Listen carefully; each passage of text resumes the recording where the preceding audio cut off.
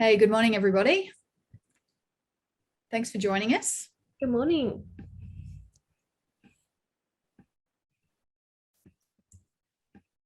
Awesome. Feel free. I know some people are still connecting to audio. Feel free to turn your cameras on if you'd like to.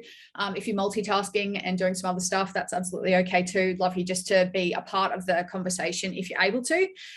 So the goal will certainly be to put you into breakout rooms a little bit later just to have a bit of a chat about some of the content. So if you're able to get cameras on, that would be awesome, but don't stress. As I say, if you're multitasking. Thanks for joining us today. I know I live in Scarborough on the Redcliffe Peninsula, so I get how much rain we've had in the last couple of days. And, you know, we've had over 40 registrations for this event, and we thought we're just going to run it anyway. We'll run it virtually. We'll see how we go, but we're super aware that obviously there's probably also a lot of people still cleaning up and sorting through the mess that has been the last couple of days.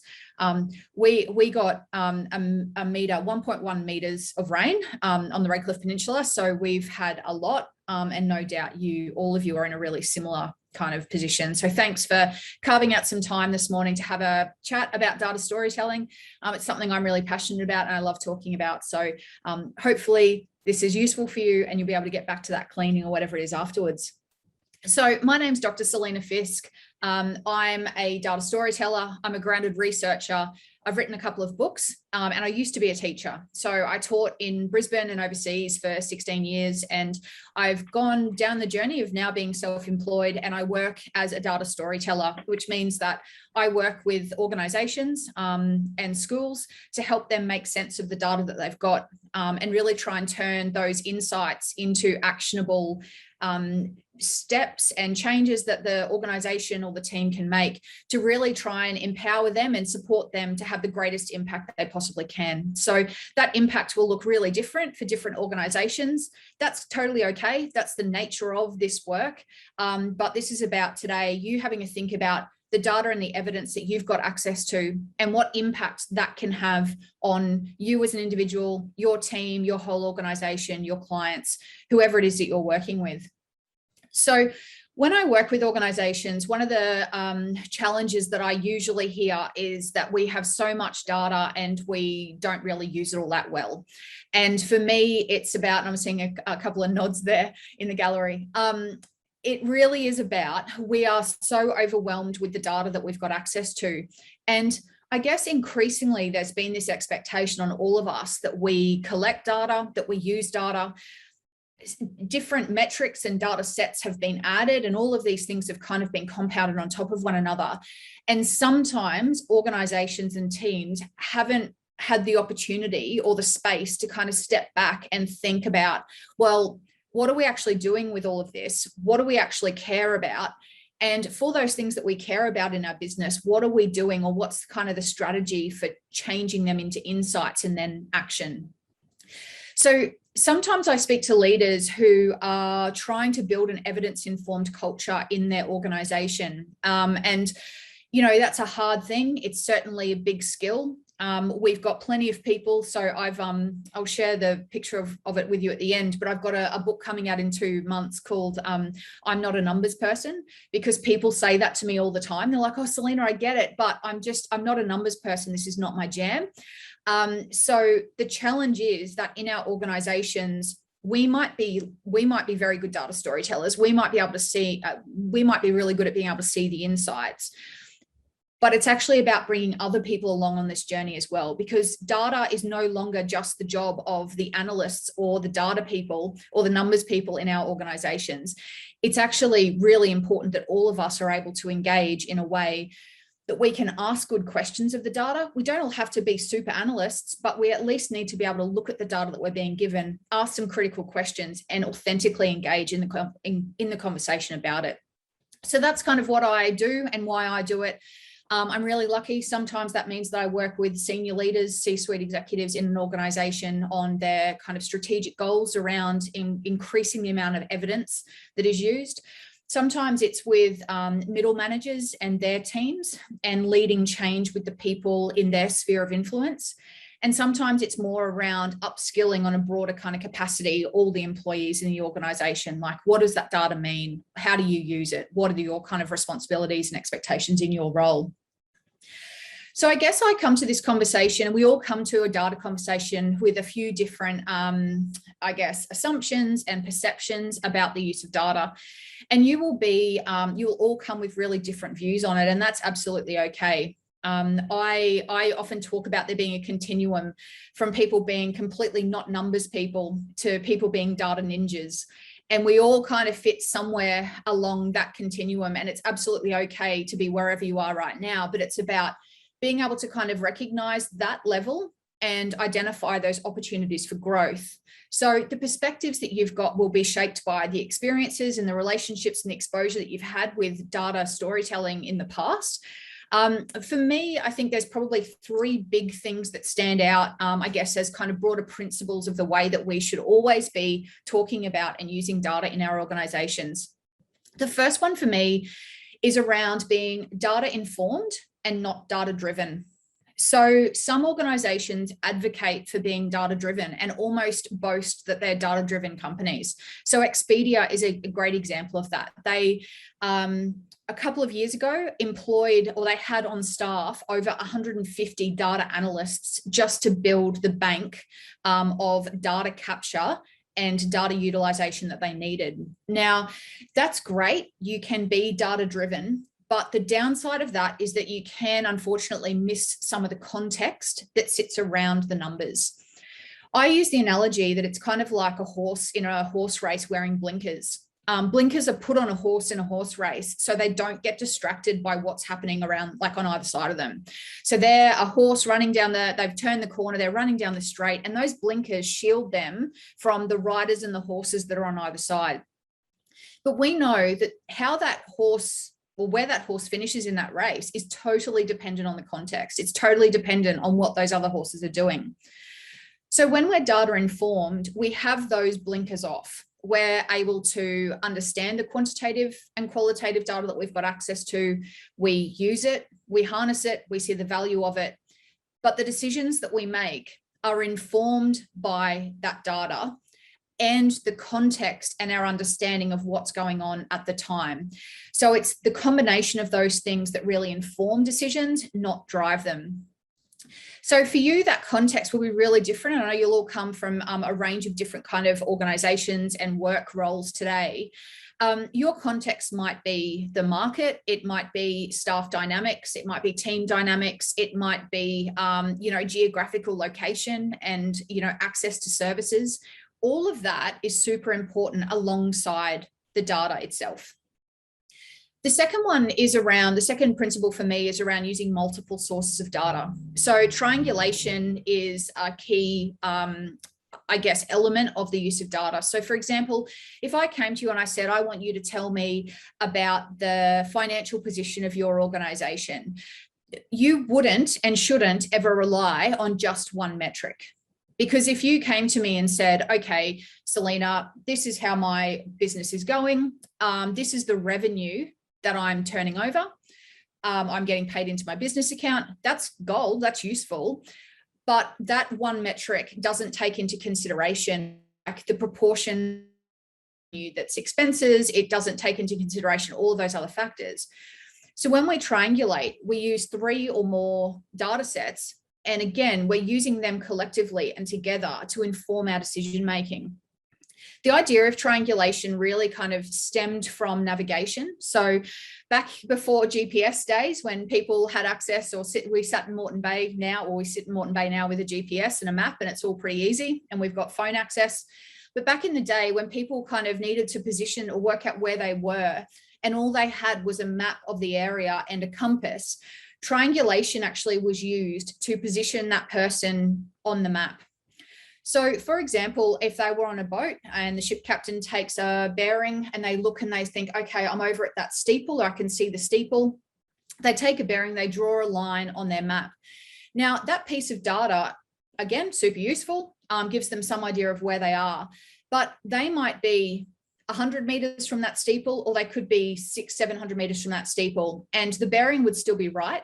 So it doesn't actually give them a lot of scope. They're on the line, but it doesn't really tell them much about where they are. If they then thought, okay, I'm going to take a second bearing, I'm going to look over that lighthouse, I take the bearing, I draw it across on my map. Again, useful, because those two lines would then cross over. And, that might be the exact spot that you were sitting at on that map. The downside of only two pieces of data is that if either of those two things are wrong, then you've completely kind of misrepresented where you are on that map. So using this kind of boating analogy, if you forgot to anchor in between, if you drifted, if you made a mistake with one of your compass bearings or with drawing the lines on your map, that would be wrong. Your position would be wrong. So by taking the third piece of data in, it creates a third line. And for people that were, the captains of a ship, the size of the triangle, so that's why it's called triangulation, but the size of the triangle actually gave them immediate feedback on how accurate those readings were. So a small triangle indicated that they were pretty spot on with all three, and a bigger triangle indicated that they'd made a mistake or there was some kind of error in one of those measurements. So when it comes to research now, triangulation is used heavily in research. Like if I was to go to one person in one organization and ask about their experience with their senior leadership team or their executives, their perspective, for example, is just one person's perspective, and it's really useful. But when we research things, we always research from more than or three or more sources. That might be sources and data types and that sort of thing. In our organization, triangulation means that, that revenue metric might be really good, but it's actually not telling us how far away we are from where we need to be. By collecting a second or a third piece, we're able to get that fuller picture of our financial position, and then we can make decisions based on what the majority of that information is telling me, rather than just falling into the trap of it being a single measure. The third big thing for me that really kind of stands out for a principal is around the mindset shift around not only always looking for deficits in the data, but looking for the things that we can celebrate and recognize and, use with our teams. Sometimes for people who've got a real fear mindset around using data, their fear is attached to that idea that they're going to there's going to be performance management, processes put in place if something doesn't hit a particular target. They're fearful of what if the data doesn't show or reflect the work and the effort that I've been putting into this. So it's really important when we're building an evidence-informed and a data-informed culture that we're focusing on that good stuff too. So if you see somebody has had their highest number of billable hours, for example, in a month or in a quarter, you have just as much responsibility when using data to recognize that and to celebrate that good stuff as you do with identifying some of those gaps. Because the challenge really is what you need to model and what you need to kind of think about is if you've got people that are fearful, but you start using it in a way that's really positive, you can start to really kind of shift their mindset and their thinking on, okay, this is not all bad. If things go really well, I know that my boss is going to celebrate this or recognize the effort that's gone into it, or, a little pat on the back. So they're for me kind of the three big things that really stand out when we're talking about and using data.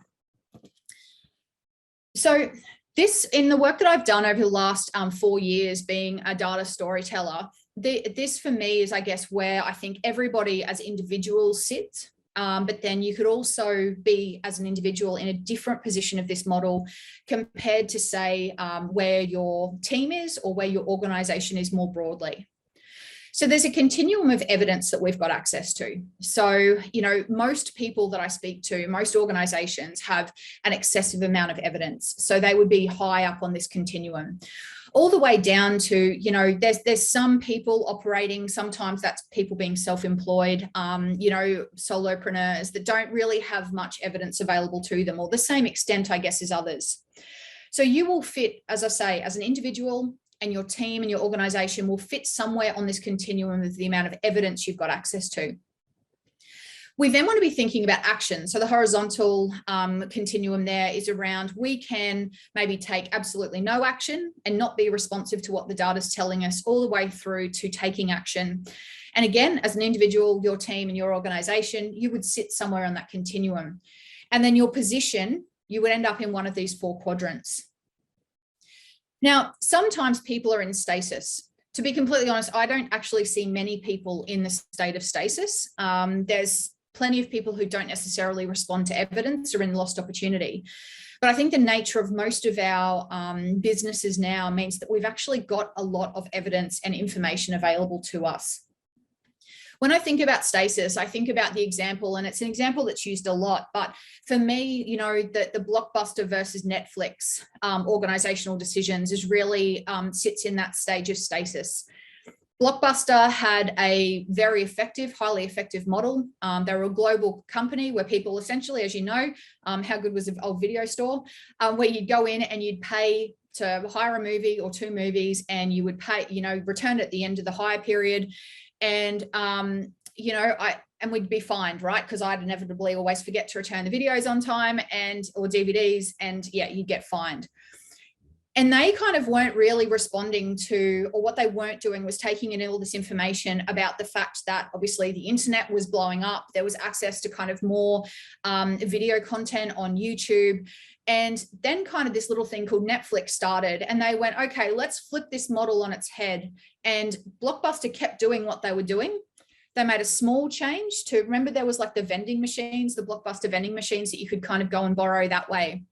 So they were really in that stasis stage, whereas Netflix were in the impact kind of quadrant, because they were like, actually, we can completely flip this to a subscription model where there's no late fees. People watch what they want, when they want, and they were responding to the evidence and taking action. So they were up in that impact space. I sometimes meet people that are in the guesswork quadrant. This is a small percentage. I reckon about 20% of people that I work with are sitting in that guesswork quadrant. And they're the people who are taking action, but are not necessarily being evidence informed when they do that. It's kind of risky. It is a bit of guesswork. It's not, depending on, I guess, the size of your action, it can be risky in that, you know, it's a lot of effort and energy and resources that you're potentially expending for not a really great return on investment. So I guess it's not a great space to be. We certainly wouldn't want to be there. One person who was there that I, you know, don't model yourself on this guy, but one person who did this and was really successful was actually Jeff Bezos. So Amazon CEO, all of the evidence and the data that he had around Amazon Prime was actually indicating that it wasn't going to work. So they did all this market research, and the data was basically saying, no, we don't think people will pay for an Amazon Prime subscription. And he kind of, and I guess this also goes back to that being data informed and not data driven. He was like, well, I also know where the market's heading, what's happening with some of our competitors. And so he ran with Amazon Prime, even though the evidence was kind of indicating that it may not work. And he got lucky in that instance. Clearly, he's a very clever man, but he got lucky in that that's obviously been a huge moneymaker for Amazon. When I work with organizations, I most commonly meet people that are in that lost opportunity quadrant. So that for me, probably 50 to 60% of the people that I work with are up in that quadrant. That's where we've got access to all of this information. We've got different dashboards, we've got different visualizations, and people either don't know how to act on it, they don't know what they should be paying attention to, or they just feel really overwhelmed about it and they're just not sure what to do next. So I worked with somebody recently who's this Lisa, who's the CEO of a business school online. And I was talking with her about the idea of data storytelling. And as the CEO of the business school, she has all this kind of back-end data. She's got this online portal platform where all these students log in, you know, you can comment, you can upload different things. And she basically said to me, look, I'm the CEO and I have all of this information. She said, look, it's interesting. I look at it, she said, but I don't do anything about it. And so it wasn't until we got to that point of talking about data storytelling that she actually was able to get to impact, because before that, it was a huge lost opportunity. So working with her, we were kind of able to talk about, well, back to kind of what I was saying before, what data do you actually care about? Like, you've got login rates, you've got engagement, you've got the number of uploads, you've got all of these factors. What's actually important to you? You can't do something with every single metric that you've got, but how do we get you from being in that lost opportunity and being really kind of targeted and specific about what your actions are? So the goal is certainly to get you out of, or get your organizational team out of that lost opportunity quadrant and into impact. I think the journey through there is generally, if you're in stasis, or if you know somebody who's in stasis, you'd want to get them up to lost opportunity first. So you want them to at least build their data skills. You want them to kind of get some clarity around the metrics they've got, give them some of that information and increase their access to it. So we would move from stasis up to lost opportunity. If you're in guesswork, then hopefully you would go from guesswork up into impact. And then also from lost opportunity, you would go into impact. Hopefully that's generally the plan. Expecting that somebody would jump from stasis to impact is, I reckon it's pretty unreasonable and unrealistic, because you can't really expect somebody or a team that's not acting on the data and that doesn't really understand the data to jump both of those hurdles. So I reckon you should think about how you can get them from stasis to lost opportunity, because that's where, expose them to the data. Don't get them acting on anything yet, hold them back. But then once they've got a better understanding, then allow that action to happen. So obviously the goal is for us to get to this stage of impact. And this is where we have evidence, we're accessing the evidence, and we're taking action based on that. Now, that evidence that we're acting on is kind of twofold. It might be internal data that we've got. So we might have information about what's going on in our business as it is. But then if we want to think about the action, we also might look at some of the research that's out there about how to lead action in that space. We might go and investigate some case studies of similar organizations who face similar challenges and how they've responded and what their learnings have been.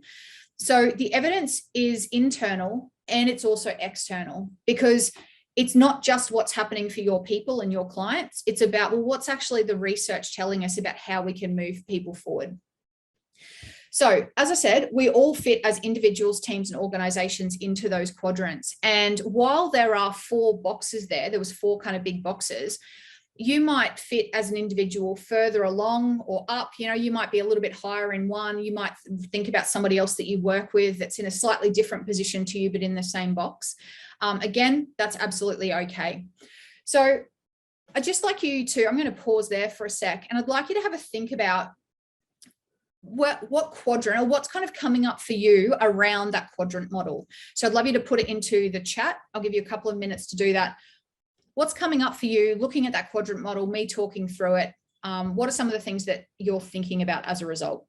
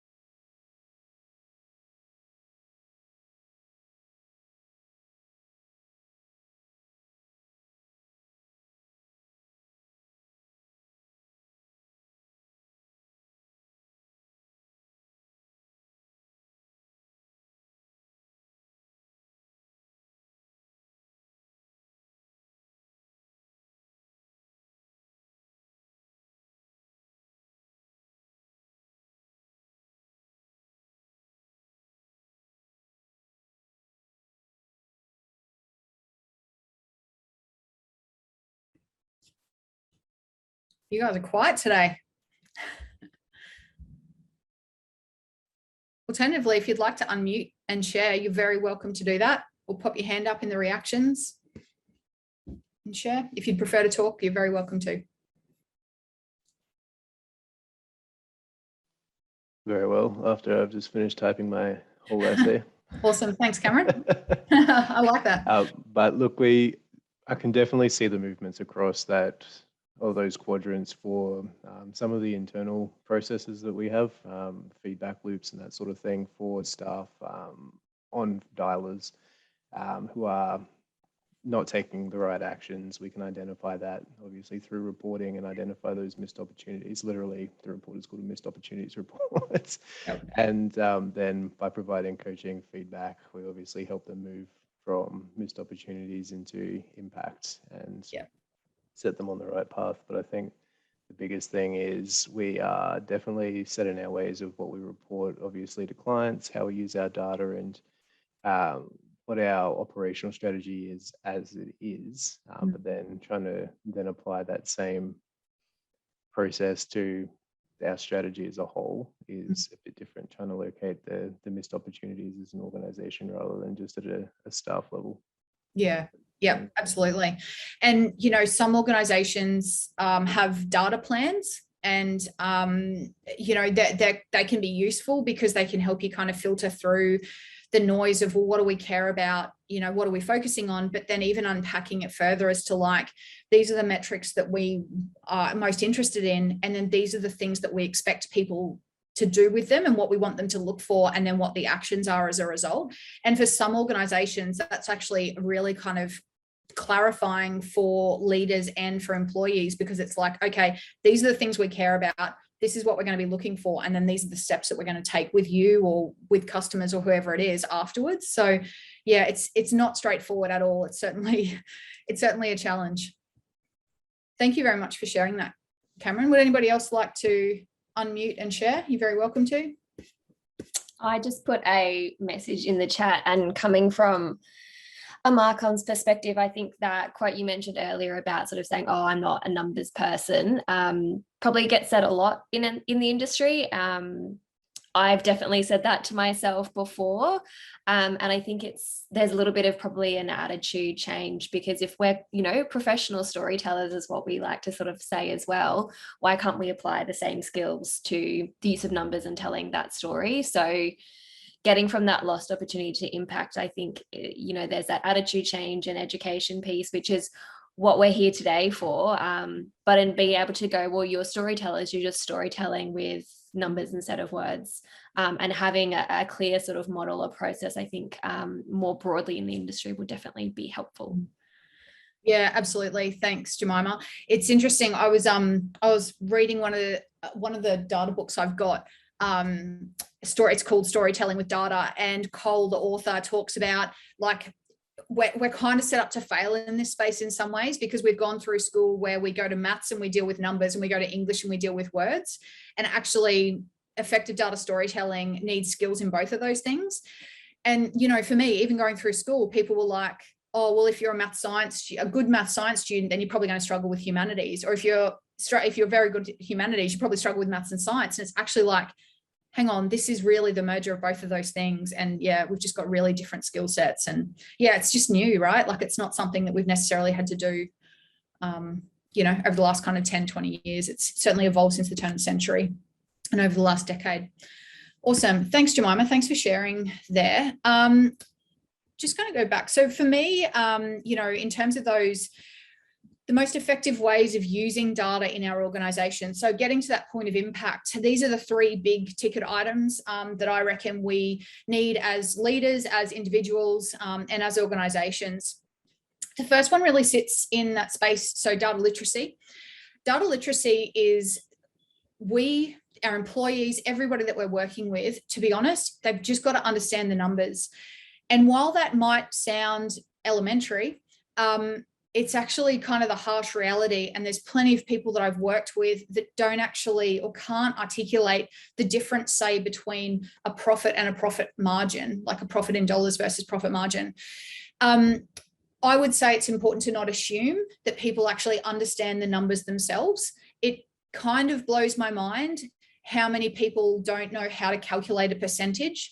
So really kind of, if you are moving in this space and you want to try and upskill some of your staff, really think about going back to basics, and apologize for, you know, teaching them something maybe that they already know, but just I guess the preface is we just need to get everybody to at least the same base level, so we've all got the same understanding. Now, for every data set that you've got access to, every metric has got a different data literacy that sits around it. So if you're looking at percentage profit, that percentage profit is going to be a really different, or have a different meaning in a context that sits around it, to say even percentage loss. So just have a think about, like, how are you building that skill for people in their understanding of all of those metrics, because each thing has a different kind of literacy. If, for example, your organization uses Google reviews, for example, so if you've got Google reviews for your business, you know, having an understanding of the scale of 1 to 5, we all know what a scale of 1 to 5 is, but even as an organization, defining what you collectively agree is like a target, or what's good, what's average, what's kind of not good enough. And just have that shared and common understanding around what those numbers mean. Because if I look at a 4.2 and I think, okay, well, 4.2 out of 5 is not too bad. But then Cam looks at a 3.7 and goes, yeah, like I'm pretty happy with that.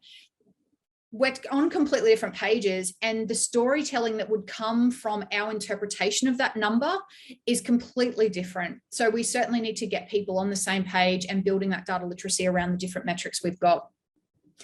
Second one's around data visualization. So data visualization is where we make the numbers look beautiful. And for many of you, you will have dashboards, you'll have tech solutions, you'll have different products that you use. And all of those different tech solutions will have different visualizations on there. Again, it's really important that we don't assume that people know how to read those visualizations. So one of the things that I'm often asked about are box plots, box and whisker plots. So that's where the data is shown, like it shows the spread of the data set that you've got, and 25% of the data is in each of the sections of the box and whisker plot. Now, as a former teacher, I used to teach that in Year 9 maths, but often people leave school and they forget about the box and whisker plot, and then they end up in a role however many years later where they're given some data and they're asked to interpret it. And they don't remember what they were doing in Year 9 maths. They haven't maybe been exposed to it since. So it's really vital that we're going back and not making assumptions about people's interpretation, and we're actually teaching them and building up those skills as well. Some of the challenges with visualizations that I've seen is that there's a lot of different platforms. So depending on how you're collecting data and the different types of data you're collecting, you might have different places to like log in and view different dashboards. That's pretty frustrating. It makes the triangulation piece pretty difficult because you then have to kind of look at stuff in different places. But where possible, if we can get the best visualizations together and, you know, the data sets kind of merging into one visualization or the same visualizations, like that's kind of the gold standard, if you like, of getting great visualizations that support us.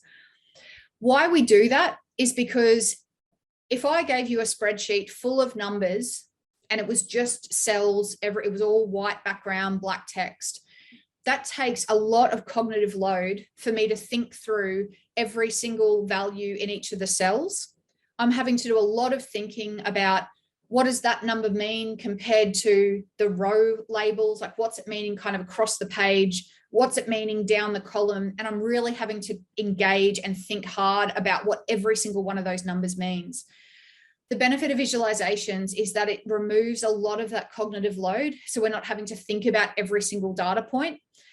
You know, the saying a picture's worth 1,000 words. It's, you know, for me, it's a visualization is worth 1,000 data points. It could be even more than that. You know, you think about like cryptocurrency visualizations and line graphs, like the amount of millions and millions of data pieces that end up in one little visualization. What it does is that it forces people then to think about, well, what's that line actually doing? What are the difference in the bars? Which ones are higher? What does that mean for me as the reader and the observer of this data? What are the trends that I can see? Because the risk we fall if all we do is give people mountains of data that's not in a visualization is they get bogged down in the thinking about the numbers and then not thinking about the trends. So visualizations help us do that. The other part of the visualizations piece is that sometimes the platforms and the dashboards that we use don't actually give us the visualizations that we're after. So there might be something that I want to dig a little bit deeper into. So I might have sales data by postcode, for example. So I've got some geographical kind of information about where my sales are coming from. And I might have a really good visualization platform that's kind of showing me the different regions, or I might have a map. So some analytics programs actually show you the maps, But say, for example, you want a visualization that actually shows you, say, the change in sales in those geographic areas from last quarter to this quarter. So you would need the skills to be able to develop the visualization that you're after to show that information. So we're given lots. We need to be able to understand the stuff that we're given, and we need to help our team be able to interpret those. But when there's gaps in those visualizations, there's also the skills associated with that, where we need to think about, well, what are we actually doing to make those visuals and support our analysis in that way. The goal, while that might take time and while it might take effort, the trade-off in terms of that return on investment is that the trends will be more easily identifiable. I was actually, one of my friends is a consultant in Brisbane, and she was saying to me earlier that she's just had her meeting with her accountant, and she was saying that her accountant was sitting there talking about like her profit and loss and all the different expenses and the different categories of the expenses in her business. And my mate, she's a bit extra, and she went back to the accountant and went, I don't understand any of this. It makes no sense to me. I need some visualizations to actually make it make sense. And so her accountant went away and actually like put stuff into buckets and put it into like a pie chart. And she went back to the accountant, and the accountant was like, okay, here's the pie chart of everything that's happening in terms of your expenses. And basically she was like, oh, what's that big massive quadrant over there? What does that mean? And they were like, it's literally your technology subscriptions for your company. And she was like, oh, well, that's way too much. So then she was able to actually think about what she could do about it. So the visualizations can be super beneficial in that way. Now, we need to have a solid data literacy, and without the understanding of what the numbers mean and what the metrics are, we can't interpret the visualizations very well, and our interpretations of the trends will probably be quite difficult, or the trends will be harder to see. The other side of that is you could have brilliant data literacy and you could have phenomenal data visualizations. Neither of those two things actually change what's happening in your company. You can have them, I've worked with people that have got beautiful spreadsheets and have far harder maths than I would desire to put into Excel, and they don't do anything with it. And so all of that time and effort and investment is completely wasted because it's not actually having an impact on what they do. So when we get to the point of data storytelling, we're really thinking about two big questions. What's the data telling me? And that could be for me as an individual, team, organization. What's the data telling me? And then what am I going to do in response to that? So it's actions oriented, it's solutions focused. It's not just looking at the data and going, that's interesting, I'm going to move on. It's actually shifting that to, that means I could maybe try this, or that means I might go and do this and see how that goes. So data storytelling itself is a pretty complex skill, and it's interesting. I have people often ask me for a bit of a formula as to like what that looks like and how you do the data storytelling piece. Obviously, like we were talking about before, it is that merger of the numbers, but also the human element. Brent Dykes is a data storyteller in the US and has worked with like Amazon and Nike and Sony and some big players. And he talks about getting people from that, that's interesting, to the aha kind of moment. And the way he frames data storytelling is that you need visuals, you need the data, and you need the narrative. And so he's kind of got this Venn diagram image on his website, where he reckons that when we're doing effective data storytelling, we're really kind of harnessing the power of all of those three things. But it's not kind of really possible to give you a list of like, follow these things, like just do this stuff, like follow this checklist, because unfortunately, or fortunately, we're not all the same. Our context's different, our data's different. And even for you doing your role in your job right now, somebody doing a similar role in a different organization might have access to different bits of information, might value different things. So their data storytelling will be different to yours. So it's kind of not necessarily a one size fits all approach, but it's certainly worth thinking about how we do that. And there's a couple of different parts to it. When I see and work with organizations that are doing this storytelling piece really well, these are, I guess, and this is the awesome thing about being a grounded researcher. I have hypotheses and I learn every day whenever I work with different people. And it, challenges my thinking, and I'm able to kind of rethink what I know is working really well in organizations. So for me, this is a list that I've kind of synthesizing all of my learnings, I guess, from the last couple of years doing this kind of work.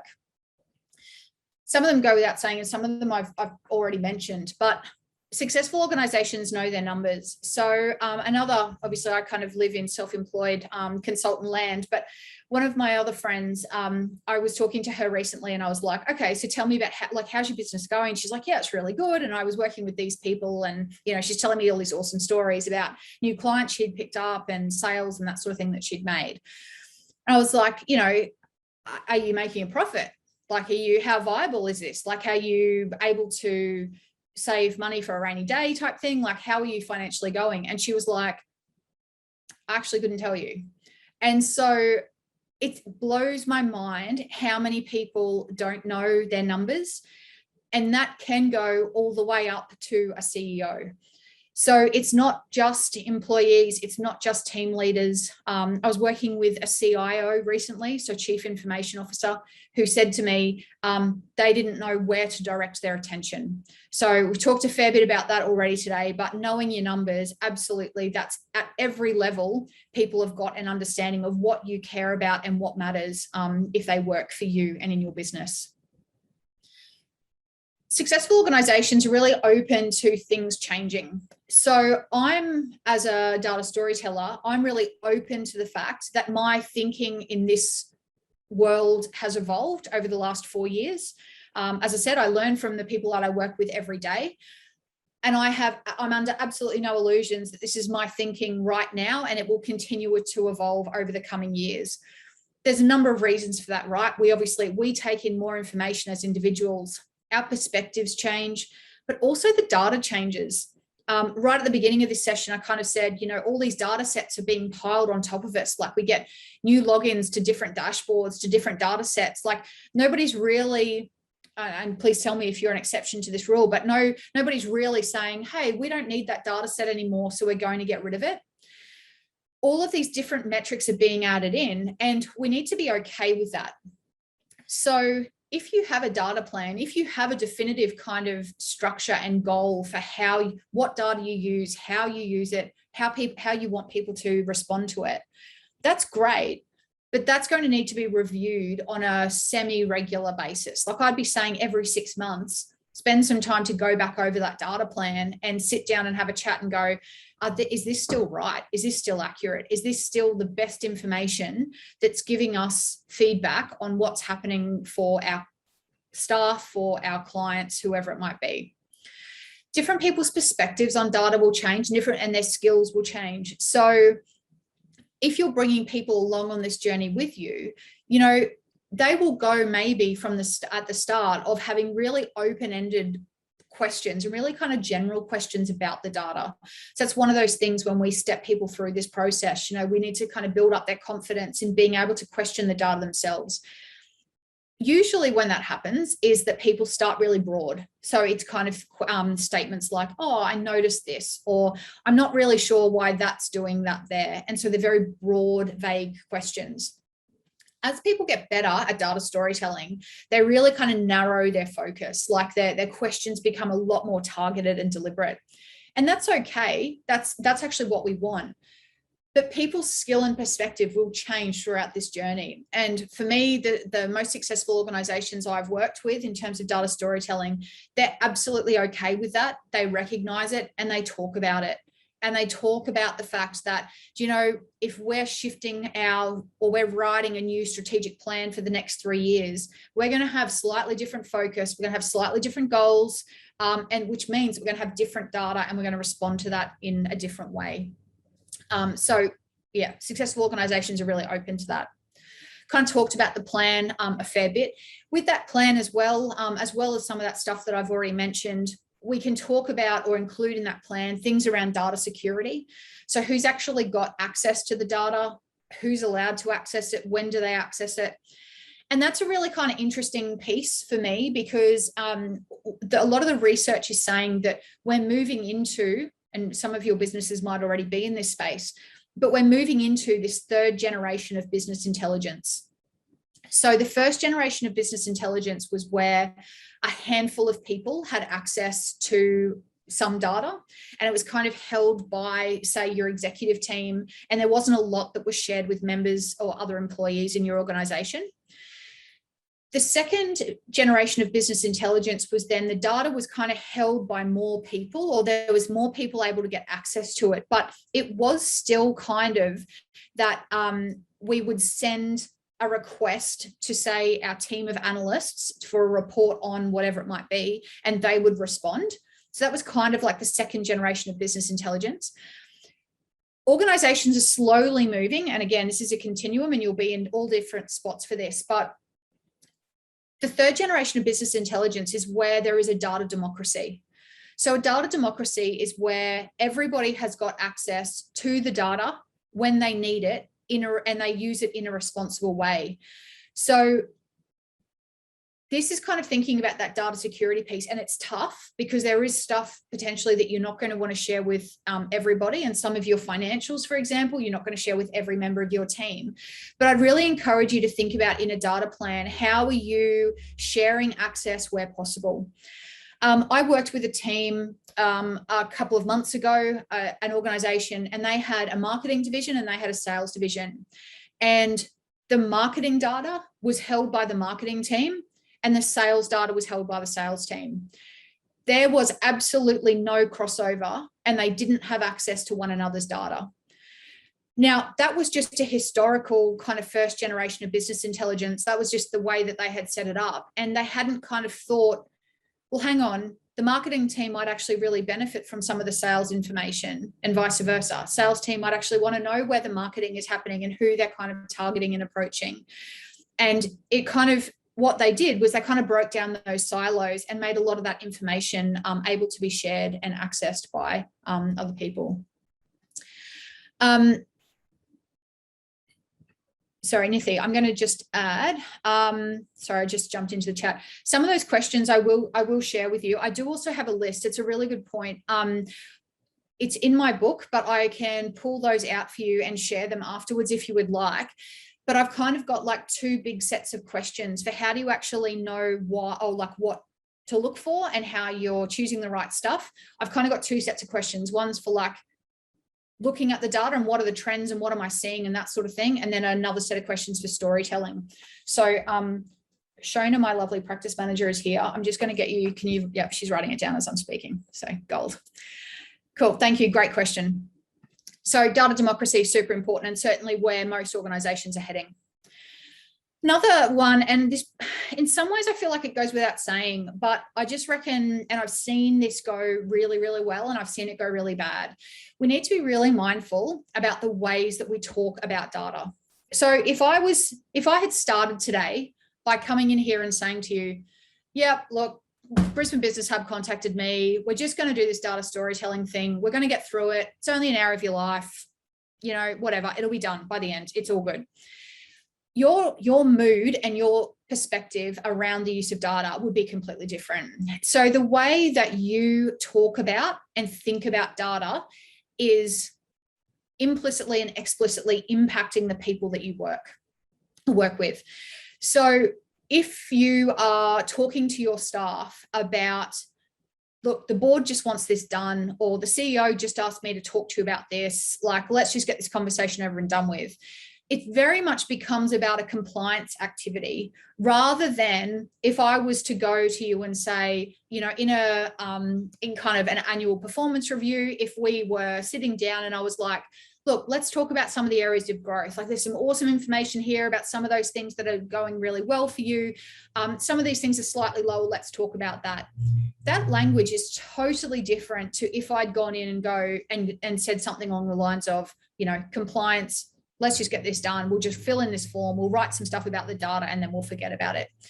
So your tone and your messaging, so it's in the word choices that you use around data. So it is about everybody being empowered. It is about everybody having a voice. It is about building skills so that everybody can ask great questions and authentically engage in the conversations about data and contribute to the organization.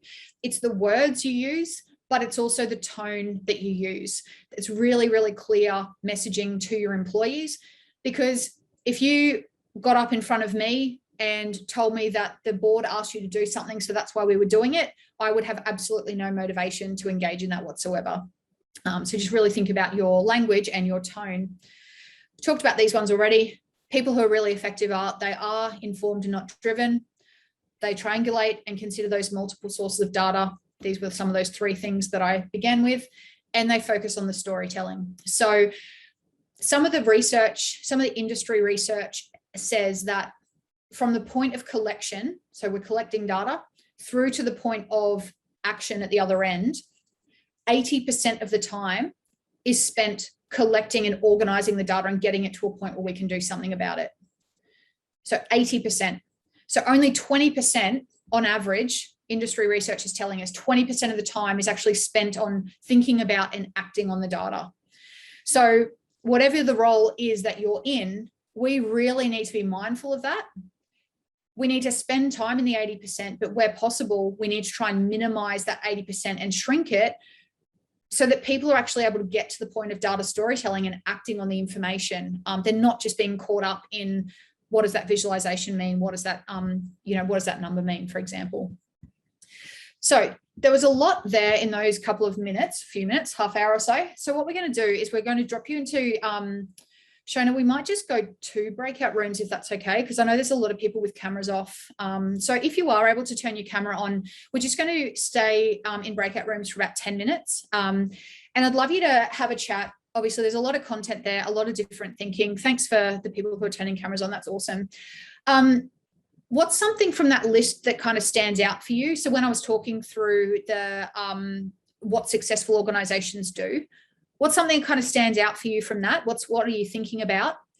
And then what are some of the challenges? So 2 questions. What's it making you think about? And then what are some of the challenges you think that you would potentially face, or some of the hurdles that you face in your work and in your organization? So Shona, I might get you to open those rooms now. We'll drop in there for 10 minutes or so, have a bit of a chat, and we'll see you soon.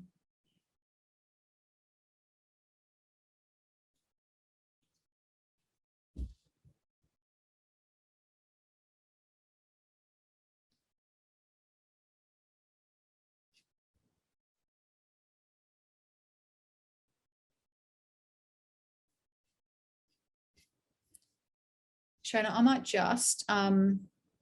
I might go into breakout room 1 for a couple. There's just 2 rooms? Yeah. So I might go into room 1 for a couple of minutes, and then I'll just leave the room and come back here. And then could you please put me into room 2? Okay, cool.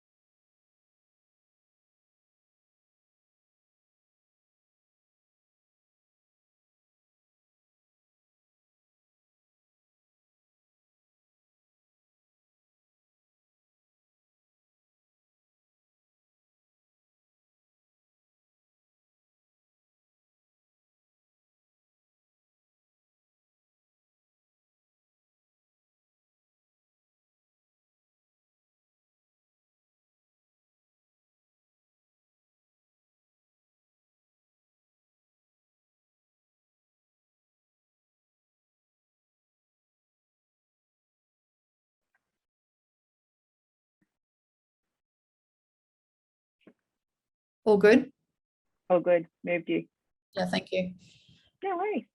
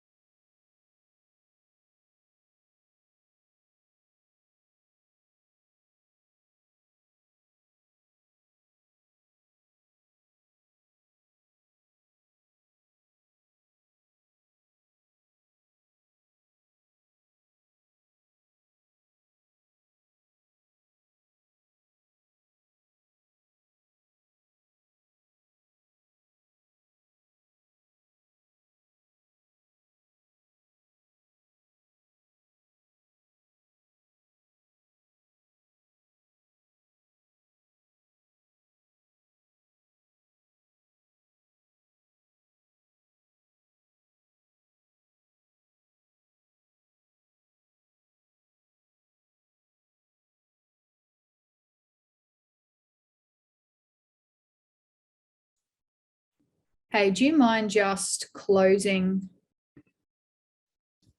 the rooms? And then I think it's a 60-second countdown.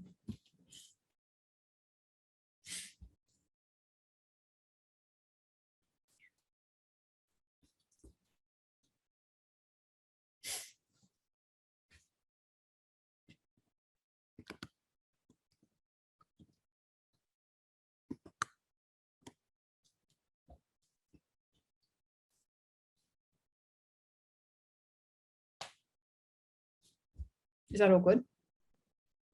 Oh, cool. I just can't see anything. So it's like, I feel so out of control. Hang on, you're on mute still. There we go. 20 seconds. Okay, cool. Well, that's good. They're staying in there, obviously, rather than coming back. So Yeah. Awesome. So they drop when you do them though. yeah. All right, 5 seconds. I will remute.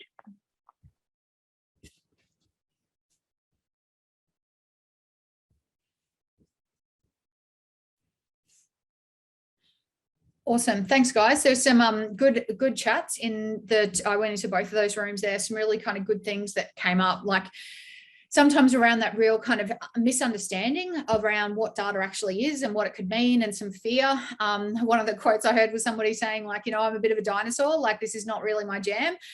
So probably they didn't use dinosaur and jam in the same sentence. That was my words. But, thinking that it's too big a jump for them, but also that idea that, I guess breaking down that fear that this is not actually coding language. Like it's not high tech. Like I often say, the maths that I do in my job is actually probably no higher than year 9 or 10 maths. Like the maths itself doesn't need to be complex. It's about the action. It's about what it means for us and what we're doing with it. So thank you for being able to join in on those kind of conversations. John had a really good question. He was kind of saying, if you've got people in stasis, sometimes some people want to jump to impact and they're kind of too eager and too keen. So how do you get them into that kind of upwards, I guess, build that awareness around the numbers so that they can then start to talk about action down the track?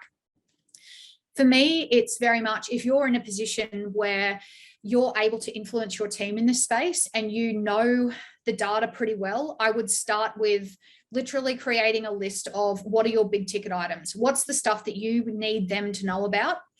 And this is like any skill. They're not going to learn it, unfortunately. They're not going to pick it up necessarily after one activity, one meeting, one lot of exposure to this data. So this is really about constant exposure or regular exposure for them and upskilling them, knowing that this is a long game. What I was sharing with John and Jemima was, I generally work with organizations for a year minimum. I do sometimes a one-off day here and there for places. And I guess I'm really open with CEOs when I say, look, I can do my best. I'm not going to change your entire data culture in a day. Like that's not how this works. This is a long game. And, for some organizations, I'm in my 2nd and 3rd year of working with them because it's also dependent on like resourcing and their priorities and that sort of thing. But it's a long game. So I would certainly have a list of the stuff that you, in your role or for your team, what matters the most, and literally start at the top. And think about being able to articulate that why. Like why we're doing this is to, improve the service. If you're a disability service provider, it's about providing a better, more targeted, more tailored service to your clients. Like your why is always about the people. It can't ever be about the compliance stuff. So your why is about maybe supporting people to grow and helping them to kind of develop themselves, whatever it is, but why is really important. Then I would, it's almost like kind of a gradual release of responsibility in some ways. Like if I was to show you a visual and some data, maybe the first time, and you're pretty new to it, maybe the first time would be that I would talk through what I see and what stands out to me and what I notice, and give people the opportunity to learn and watch almost like your thinking process. Because a lot of people, when they're given data, they actually don't know. Like if I gave some people a set of data right now, if I walked into a random organization, I said, here's your data, they wouldn't know what questions to ask, how to start a conversation. They wouldn't necessarily kind of know what to do. So the more opportunities we give them to start to engage in the conversation, the better. So if you say present and you model some of that thinking and some of the questioning for them, that starts to give them a bit of a meta language around what they can ask. Giving them question lists like the one, Nithi, that I said I'll share with you guys at the end or afterwards, even giving them questions and saying, you know, my two lists of questions, you would never start at the top and go to the bottom. It's about handpicking, you know, let's just look at these 3 questions and let's talk about them. So that could be a way as well that's going to guide or that would support that conversation. But even then, I think the next step from you talking about it and presenting your thinking is then for your next meeting or catch up or whatever it is, give them the data beforehand and give them the processing time outside of a meeting environment and give them space to kind of come with their questions, their observations, things they've noticed, what they want to know more about outside of that high pressured environment. So they're able to kind of come in at least knowing what you're going to be talking about. Because if somebody's fearful and you drop some data in front of them, I don't think well under pressure like that. Like I that would stress me out. If I was really quite fearful of it, I'd find it really quite hard to process well. Whereas if I was given something beforehand, I've got time to think about it. I've got time to think about what I would respond to or how I'd respond.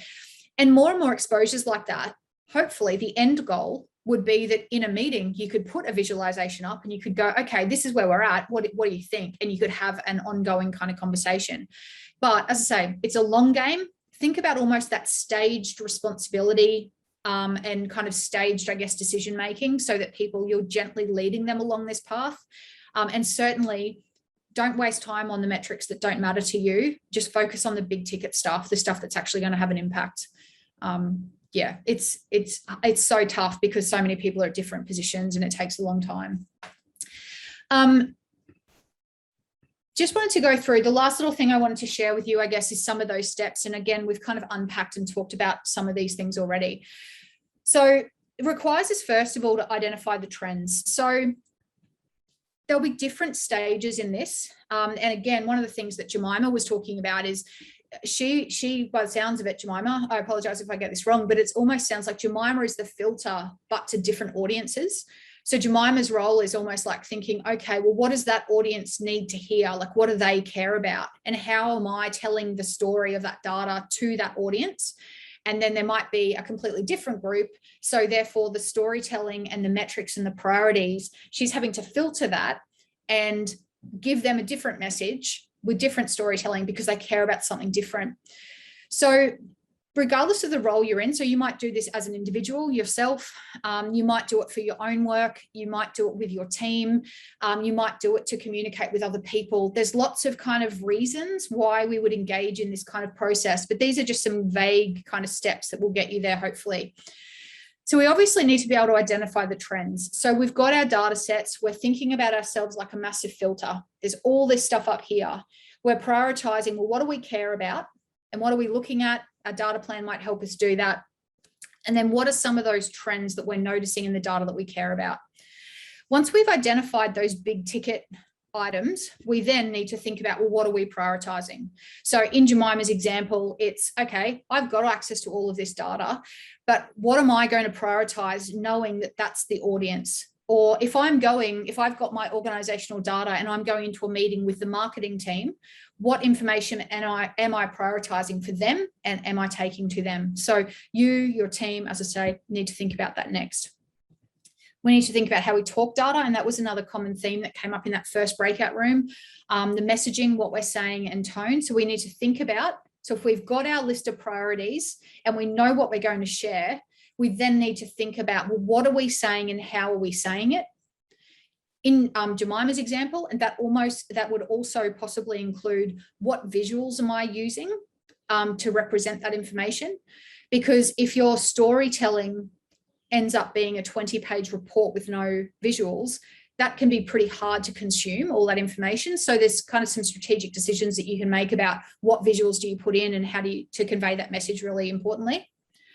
And then we want to think about, so how are we bringing people along on this journey? So hypothetically, if we've got people that are engaged with the data and we've filtered down, we've looked at the trends, we're thinking about, okay, these are the big ticket items, these are the things that really matter to me, I'm taking it to the team.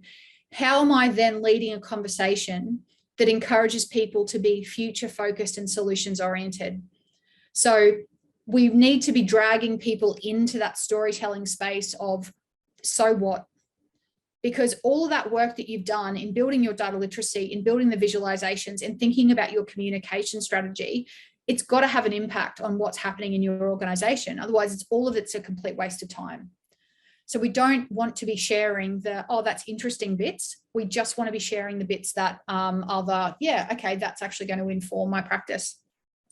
In that data storytelling book that I mentioned earlier, Cole talks about it's like opening 100 oysters to find, 2 pearls. What you're communicating with others is you're sharing the pearls. You're not sharing the 100 oysters that you've opened to try and find them. You're just sharing those really important bits. And that's kind of the role that we play in filtering down that message. Now, I'm going to stop there. We are kind of going to go to a bit of a Q&A. So if you wanted to ask any questions, if you need to go, feel free to do that. This recording will be available afterwards. That QR code on there is for my link tree. You're able to grab a copy of my book there. That's coming out in, actually it's end of next month, Shona, isn't it? Which is pretty exciting. So yeah, it's called I'm Not a Numbers Person. There's a lot of this kind of stuff in it. So being able to kind of filter down, how are we making decisions about cutting down the data into the stuff that really matters, and then some of those questions. But feel free to reach out at any stage. I clearly love talking about data. I'd be very happy to chat with you about it if you've got any questions. But if you would like, just before we go to the Q&A, if you do need to duck out, if you would like either a copy of these slides with some of those models in them, I've also got a white paper on using data effectively in data storytelling. So if you'd like that white paper, can you just drop either Shona a private message or drop it into the chat and just let her know what you'd like. And the other one is those questions. I'm happy to share those 2 sets of questions with you as well.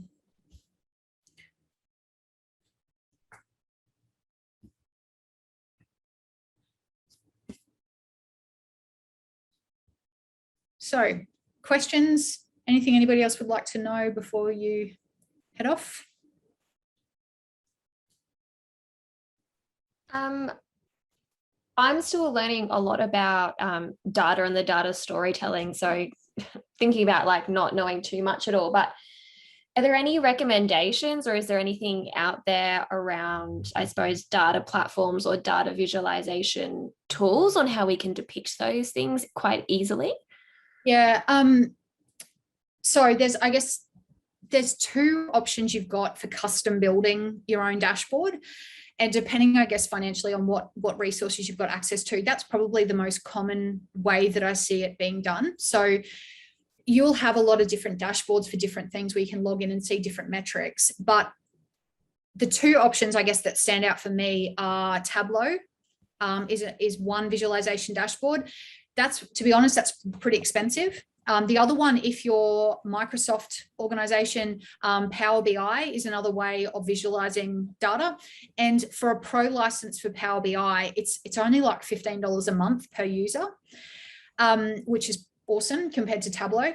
So what they allow you to do, what those 2 platforms allow you to do is essentially sync and automate the data sources into and then build visualizations. So some organizations build their own like that to actually be able to get everything kind of in the one spot, being able to get design the visualizations that they want. They're probably the 2 big things that are out there. Great, thank you. No worries.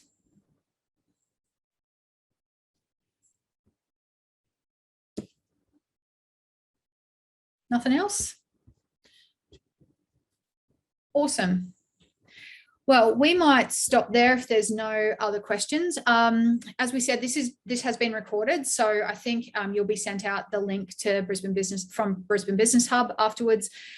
Thank you so much for being here today. I know it's been a very interesting few days.